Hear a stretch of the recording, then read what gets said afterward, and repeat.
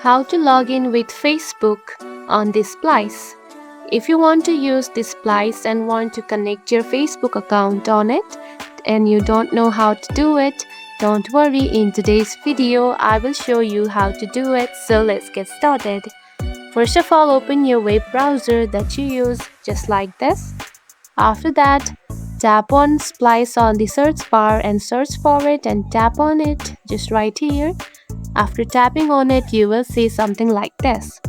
Now to log in, simply tap on to log in right here. Tap on it. Then here you can find continue with Facebook right here. Now to log in with Facebook, tap on it. Now add your Facebook account, which is add the Facebook's email and the password. And after adding it, simply tap on to log in.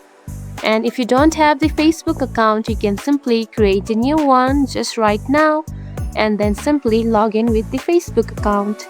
And that's it. This is how you can log in with Facebook on this Splice. It is a very easy process, right?